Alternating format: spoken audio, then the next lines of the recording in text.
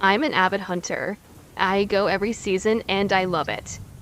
More often than not, I don't kill any game, but I just love getting out and into the woods. I don't know if you're familiar with hunting season in Pennsylvania, but during late November, rifle season is in full swing. It was already the second week of the season, and I had yet to bag any deer. So I was eager to get to it, early in the morning. And I did. I normally get up at around 5 a.m. and drive to my hunting spot. It's private land that my grandfather owns. Him and I are the only two who hunt on it, and the rest is posted to hunters. And the only others on that land are employed on my grandfather's farm. I had originally planned on calling my grandfather when I woke up and asking him if he wanted to tag along, but the weather was more than horrendous in the morning. The snow was pouring down and the wind was really strong. I love hunting in the snow, but it almost made me decide not to go. So I knew he wouldn't want to. The roads were really bad, so it took me a bit longer to drive there. Normally, the sun would be starting to rise by now. However, it was overcast and snowing. Regardless of the snow, I walked up to my spot. It was directly behind my grandfather's house, over a hill and back about 100 to 150 yards. Almost immediately upon sitting in my spot, I hear things moving all around me. Honestly, I didn't pay too much attention to it. It could have been a number of things, but it was still pitch black, and the thought of it was kind of creeping me out. But there wasn't much I could do. It's not like I can shoot at anything, so I just ignored it and continued to wait. It wasn't much longer after that I began hearing something walking just over the ridge to my right. At this point, there's barely enough light to see my feet, so even if it was a deer, there was still nothing I could do. However, I could tell it wasn't a deer. I just assumed it was my grandfather walking to a spot, which is just a short walk from mine. But the lights in the house were off, and if he was up here, I'm sure he'd let me know prior. Even if it wasn't him, it was a hunter. Albeit hunting illegally.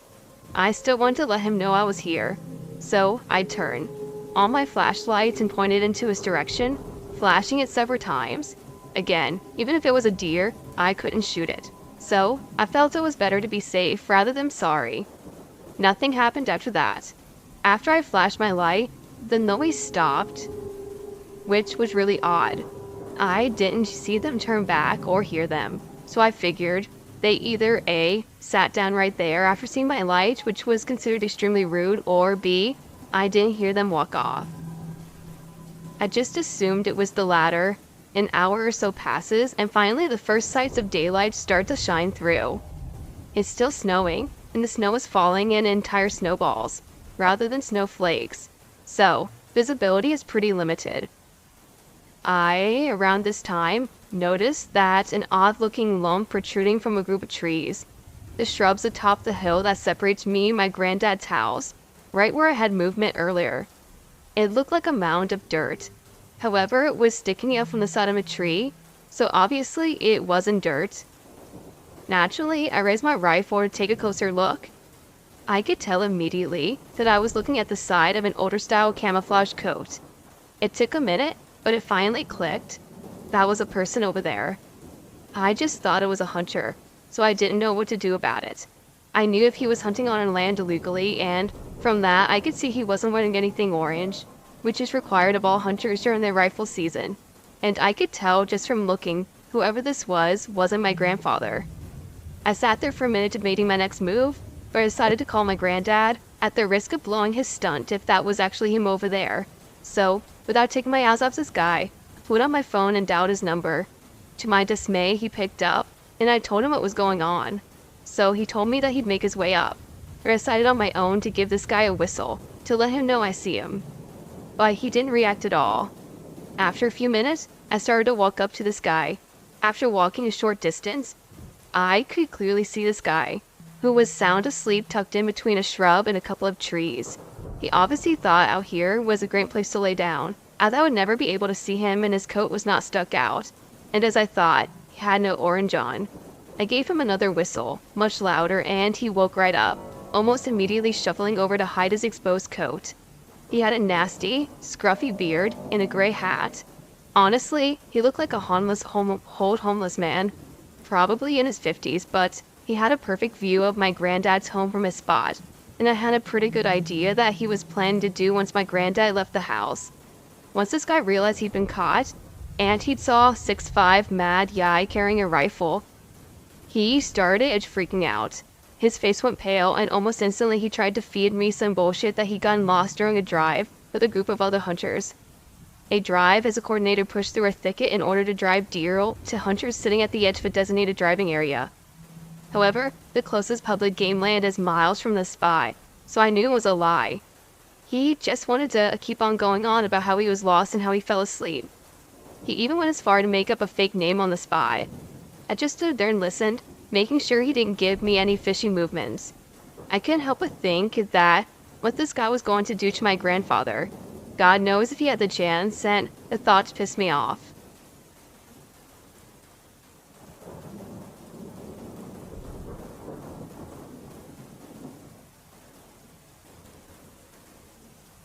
I've actually had several paranormal encounters over the years, but this one has always struck me as particularly bizarre and frightening. This incident occurred sometime in the fall of 2006. I grew up in a rural part of Ohio. My house had fairly dense woods located directly behind it. As a child, I had a passion for exploring. I especially loved exploring those woods. It was my favorite place to be. Prior to the incident, I wandered through those woods many times, always with my mother's permission. There was one tree in particular that I frequently enjoyed climbing, usually about to the halfway mark so I could perch myself on one of the heavier branches and just relax as I listened to peaceful sounds of nature. Climbing that tree for the very first time was quite an accomplishment. From that position, I could partially see the back of my house. On that day, after a fair amount of exploring, I carefully scaled my favorite tree. I seated myself on a sturdy branch and took in the view. Naturally, being in October, the sun inevitably began to set within a few minutes. I always felt a little saddened to see the darkness approaching. The woods were like my own little sanctuary. I could entertain myself out there for hours. When darkness began to fall, however, my mother would stand at the edge of the woods and call my name until I obediently returned home, so not to be stranded out in the dark. After watching the sunset until I could no longer see it, I began my descent down the tree. I was nearly at the bottom when I heard my mother's familiar voice, calling my name. I thought nothing of it at first, as this was routine and had occurred plenty of times before. Then I realized something strange as my feet touched the ground. My mother's voice was coming from behind me, deeper in the woods, rather than towards the entrance where she always stood when she called me home. My mom had never entered those woods before, at least not with me. I was eager to find her and show her all of my favorite spots before it grew dark. That's when I realized something was off. How could she have gone in the woods ahead of me? Certainly I wouldn't have missed her. But as I said, she never entered those woods anyway. She continued calling my name, but there was something strange about it. She sounded absolutely frantic, almost angry. Fearing that I was in trouble for reasons currently unknown, I froze in place as her voice drew closer. I squinted my eyes to see if I could locate her and determine how exactly angry she was, or maybe I could gauge how upset she appeared to be. However, I didn't see anyone or anything unusual. Suddenly, I heard her voice calling my name from the direction of my house, sounding much calmer. Seconds later, from somewhere within the woods yet again. It wasn't an echo. I wasn't imagining things. I was literally hearing her beckoning me from the edge of our backyard as well as ahead of me. My legs suddenly turned to jelly, and I couldn't quite comprehend what was going on. Come here, right? No. The voice that I originally believed to be her streamed just ahead of me. I realized that whoever or whatever was mimicking my mother was drawn closer. I didn't question which voice was actually my mother's, as there was something about the way it sounded that unnerved me. Terrified of what I would see if I stood there much longer, I turned around and ran towards the exit of the woods, as quickly as my legs could possibly carry me. It was amazing that I didn't trip over anything in my haste. Even though my house wasn't very far away from there. Even though my house wasn't very far away from where I'd been standing, those woods had never become larger to me. From behind me, my mother's voice continued to call my name, now sounding desperate. Panic set in as my actual mother finally came into view, waiting patiently as she usually did until I returned home. In my frightened state, I absolutely refused to look back. As soon as I was out of the woods and into the backyard next to my mother, the other voice was suddenly gone. Rather than fading away, it seemed to stop the very moment I stepped into my backyard. I must have looked as frightened as I felt because my mother asked me what was wrong. Slowly, but surely, my panic subsided. I didn't say anything until we were safely inside of the house with our doors locked. I asked my mother if she had entered the woods. Appearing confused by my question, she told me that of course she hadn't. With that confirmation, I hesitantly asked her if she heard anyone else calling my name and yelling. The answer to that question was also no. Although I was still very much shaken up, I managed to explain everything that had happened, as clearly and as rationally as possible. My mother was surprisingly nonchalant about the whole situation, explaining that I must have just imagined it, that I was spending too much time out there by myself. The incident in those woods has stayed with me till this day. I could still hear that voice as clear as a bell. Whoever or whatever was calling my name sounded exactly like my mother, for I know it was a her. Not only was she waiting for me outside, but the voice also sounded strange in a way that I still can't fully explain. I didn't go back into the woods until I was 17 years old, and even then, I never hung out for very long. I've carefully gone over every possible explanation, but none of them seem to be explainable. None of them seem to make any sense. It certainly wasn't my mother playing a prank.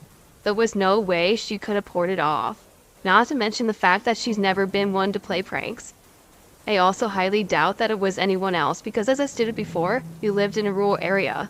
The closest neighbor was at least a mile away, and I wasn't personally acquainted with any of them. How could they have known where to find me and my name? We've since moved out of that house, but my mother and I occasionally discuss the incident. She still claims that she never heard or saw anything unusual out there. I know it probably shouldn't matter, but what happened in those woods continues to bother me. I spent many hours out there prior to that, and have never experienced anything out of the ordinary in a sense, but I just can't explain this. If anybody has any possible explanation, please let me know.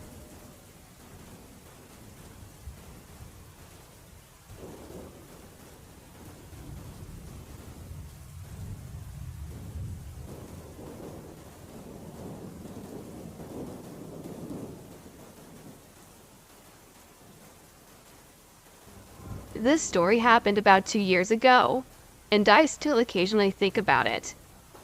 I live in the middle of Scotland. The winters are wet, cold, and immensely dark. One night, I was walking up to the shops at about 10 p.m. The path followed an area of interlocking, run-down terraces, encroaching forests, whose branches reached out across the path in several fields. With it being winter, the grass came up to your thigh. This journey in total usually takes about 30 minutes at least. On the right side of the latter area of the paths is a series of mansions, about 5 or 6 of them all along this stretch. Most of the occupants would have been away for the winter, but one mansion was well lit. This mansion was just like the others, a posh estate building which was well kept as they usually are apart from the specifically placed ivy. It was a completely normal mansion. All the lights in the house were turned on, and in the windows I saw the shadows of dozens of people prancing around, dancing, having fun, and drinking. Strange thing was, though, I couldn't hear anything. No voices, laughter, or music. Nothing at all. In all honesty, it looked like a fun party that I somehow felt I was allowed to go in with no problem. But I don't party with strangers, and I carried on to the shops and got what I needed. When I left the shops, It had started snowing. The clouds covered so much of the sky that not even the light of the moon shone through. The snow was barreling down so much that I could barely see, but I kept going back down the path towards home. I decided to have another look at the park of the mansion just out of curiosity. To my surprise, all I saw was nothing. The previously lively and decadent and gorgeous mansion was now a decaying relic. Its sides crumbling, its windows smashed, its roof caved in. The trimmed garden was now an overgrown jungle. Between me and walking back to my house had completely changed. I quickly walked home after seeing that. A year after that, me and a friend went to have a look at the house in the middle of a summer day. We didn't break into the house and all of the doors were covered with metal locks. During one day, the house was kind of beautiful, like a little overgrown, isolated paradise with many kinds of beautiful and colorful flowers dotting around the area. All that we found was a shed, which inside was an abandoned workshop and a business card dated in 1996. I don't know what to think of the house. Did I imagine it? Was it squatters? In Scotland, there are so many stories of fairies creating visual illusions to lure humans to their world, which could explain the lack of sound. In all honesty, I don't know. I still walk past that mansion whenever I go to the shops. It's been gated up now and entirely covered in locks. Whatever mystery can be answered by going into the mansion itself. I'm not going to go look. I hope you like my story, Swamp. It's been puzzling me for years. So this was around, I say when I was 11 or 12. I know it was before I was 13 because my grandmother wasn't sick, and I didn't move from my state. This was in North Dakota on my reservation called Standing Rock. It was the beginning of October, and as always, I went out hunting. It was my passion, and I always enjoyed it every time I went out. One day, I went with my grandfather to hunt some squirrels in an oak wood patch that was next to the cornfield that was in a small ravine that leads to the Missouri River. We got a couple of pheasants and some bush, since we had tags for them. For being a tribe member, I got my tags for really cheap, so we got all the tags we could get. When we got to the oak wood patch, me and my grandfather got out of the truck and went down. There was a path that led into the oak patch that cattle used, so it was easy for us to get down into it.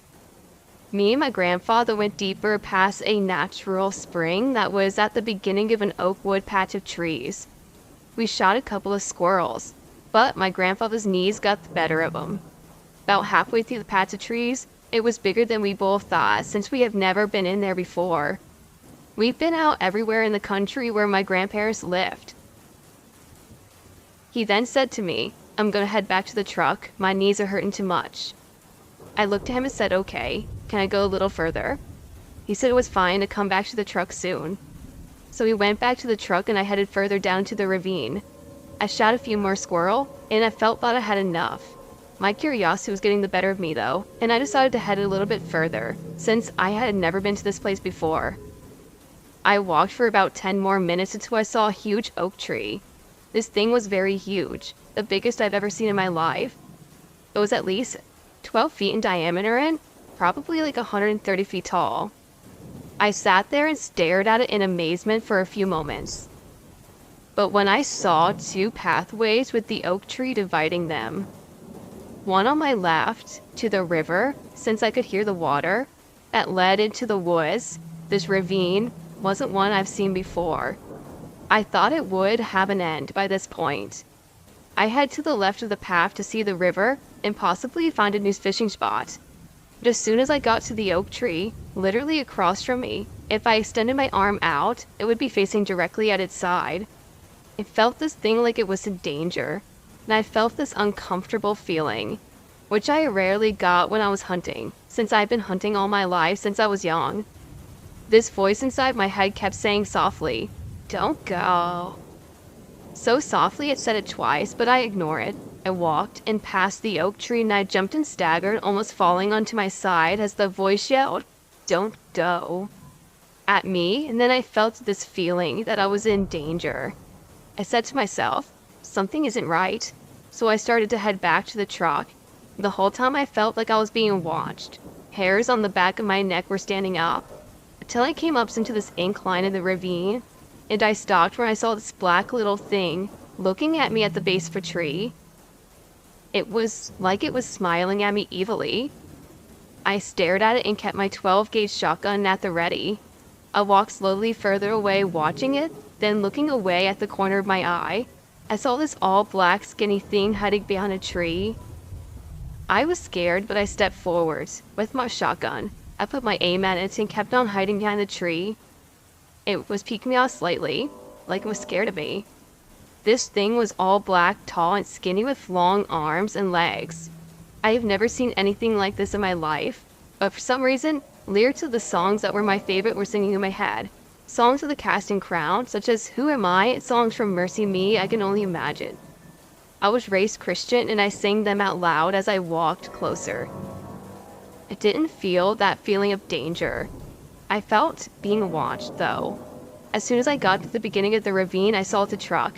I felt released. At last. I then looked behind me and I didn't see anything. I walked back up to the truck and got in and we left.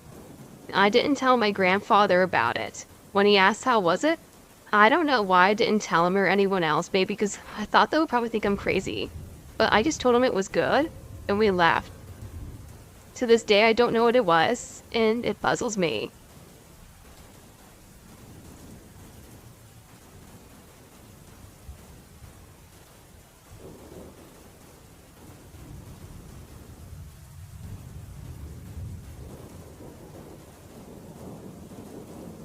I'm English and love the outdoors. I do loads of hiking on my own in the Lake District. I had a lot of work up there around this time, and it meant being away from my family, for I loved and embraced the solitude when I got the chance.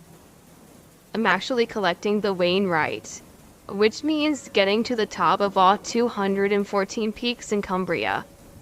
I'm at about 140 at the moment.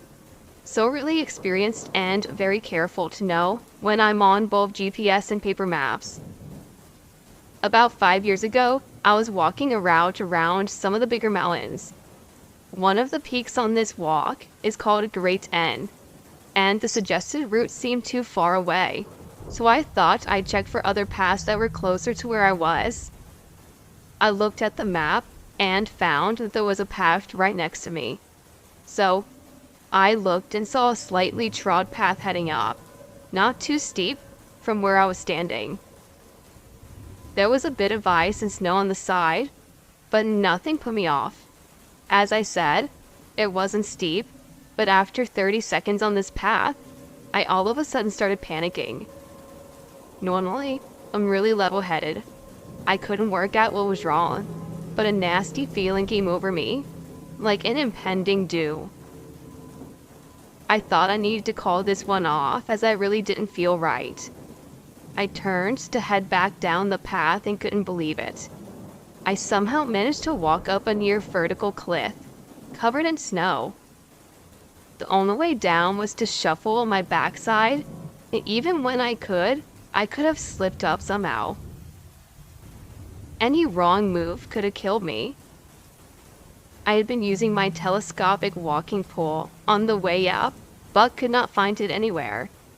Now, this is a busy part of the world and it was a beautiful day, but there wasn't a soul to be seen.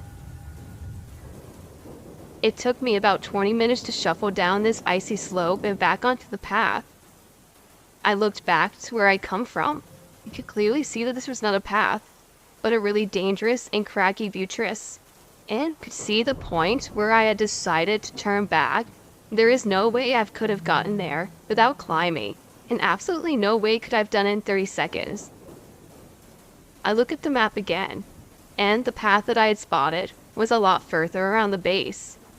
It was really creepy. It still freaks me out to this day that I somehow lost all of that time, 5 to 10 minutes maybe, and somehow ended up in a place that I definitely wasn't before. Has anybody ever experienced this? And does anybody know what it could have been?